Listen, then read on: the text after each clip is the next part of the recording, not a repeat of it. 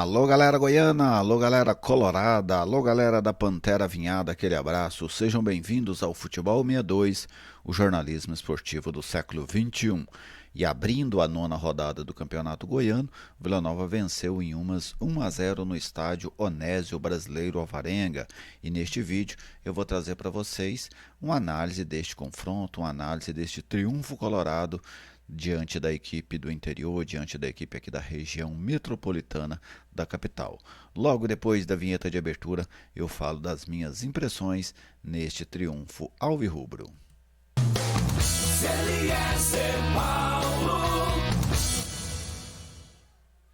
Estou aqui no Futebol 62 e com muita alegria recebo a sua visita. Seja bem-vindo ao canal.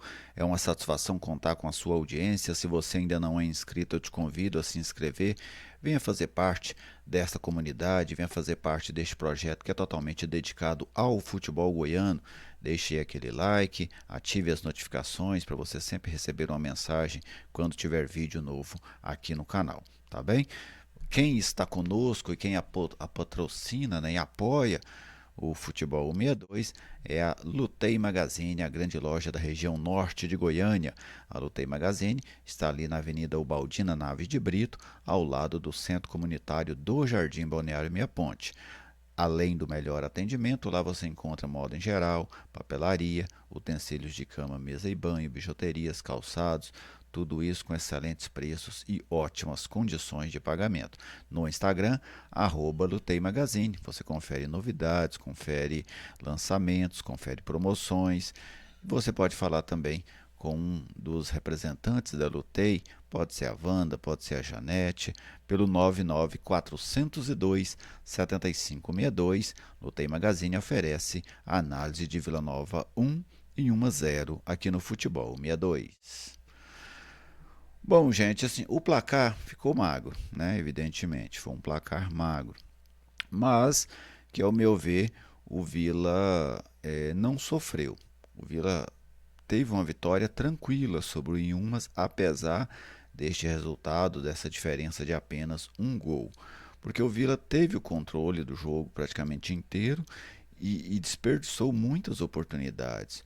O 1-0 não foi pelo nível de dificuldades que o Inhumas pôs ao Vila, foi pelo baixo nível de aproveitamento do Vila nas, nas finalizações. Se a gente pegar assim, ó, gols claríssimos, pelo menos três o Vila perdeu. Dois com o Neto Baiano no primeiro tempo, um com o Marlone no segundo tempo, inclusive uma jogada dupla, né, aquele do Marlone. Mas o Vila perdeu muitas oportunidades e isso fez com que o jogo ficasse aí neste placar magro. Mas o Vila não correu riscos de não vencer o jogo. O Vila fez foi desperdiçar a oportunidade de vencer por mais. Lógico que esses ajustes precisa-se acertar. Senão daqui a pouco, quando a competição pesar, e ela vai pesar muito em breve, só tem mais dois jogos para o Vila nessa fase. Depois você já entra nas quartas de final do Goiano. Já está marcada aí a estreia do Vila na Copa Verde, dia 23 de fevereiro. Hoje é o sorteio da Copa do Brasil, então Vila Nova a temporada vai ter um peso maior a partir de agora. Então o Clube Colorado precisa evitar perder oportunidades claras como essas que desperdiçou ontem diante da equipe do Inhumas. Mas eu gostei da atuação do Vila. O ponto que eu coloco é apenas esse, do Vila não ter conseguido transformar a sua superioridade técnica, que foi muito nítida, em um placar mais tranquilo no estádio Onésio Brasileiro Alvarenga.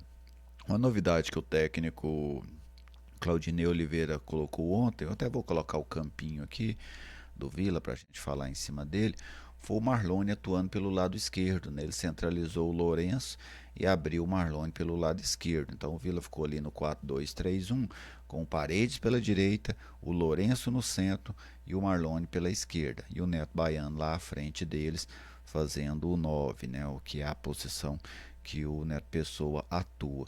E eu gostei da mudança, sabe? Eu achei que que o Marlônio foi uma peça interessante pelo lado. Não fez um grande jogo, mas teve um rendimento para mim satisfatório. O Lourenço, ao meu ver, é que segue devendo, sabe? É um jogador que participa muito do jogo, recebe muita bola, em alguns momentos prende demais essa bola, por isso recebe tantas faltas. Quase sempre ele é o jogador do Vila que mais recebe faltas. Se você pegar naquele clássico contra o Goiás, por exemplo, os lances mais agudos, especialmente aqueles de falta, foram praticamente todos em cima dele. Por quê? Lógico que em alguns momentos é bom, como naquele jogo foi, porque ele pendurou, expulsou, foi em cima dele a expulsão do Ian Souto, foi em cima dele aquela reclamação da expulsão do Palácios, foi em cima dele aquela falta que o Marlone bateu e o Tadeu pegou, mas não é sempre que isso é algo positivo, né? Porque às vezes você vai prender demais a bola e não vai conseguir nem a falta. Ou então vai conseguir faltas em momentos que era melhor você acelerar o jogo para tentar surpreender o adversário. Então o Lourenço para mim não fez um grande jogo. E o Marlon fez um jogo interessante atuando pelo lado. Ele tem uma batida boa na perna direita, então se ele traz para dentro e bate, isso acaba gerando perigo ao adversário. Mas falar do Vila como um todo, o Vanderlei fez uma defesa boa no primeiro tempo, quando o jogo ainda estava 0-0 na finalização do Kiko Alagoano. Ele, uma bola difícil, ele fez a defesa. O Diego Renan não teve uma grande atuação, mas fez o gol. O Eduardo Doma e o Jordan, eles passam uma certa instabilidade, mas não tomaram gol, né? Pelo segundo, terceiro jogo consecutivo que o Vila não toma gol, não tomou do Grêmio Anápolis, não tomou do Goianese, não tomou agora do Inhumas. É o melhor momento da defesa do Vila nessa temporada. E o Gelado que vai ganhando a posição, né? Isso vai ficando muito claro. O garoto participa muito do jogo ofensivo, ele está ganhando a posição. Ralf e Souza muito seguros. O Lourenço, como eu citei, para mim ficou devendo mais uma vez. Guilherme Parede precisa ter um poder de decisão maior, né? Ontem até que ele participou das jogadas ofensivas do Vila no segundo tempo, mas não teve esse poder de decisão e o atacante precisa muito dele, seja para dar um bom passe, seja para fazer o gol. O Neto Pessoa perdeu dois gols feitos no jogo de ontem, ele já tinha perdido um contra o Goianésia também, né? Precisa ter uma eficiência maior nessas jogadas claras. O Neto está se mostrando mais eficiente nos lances mais difíceis do que nesses lances mais fáceis. Ele perdeu um gol ontem que nem goleiro tinha, né? Acabou chutando em cima do defensor.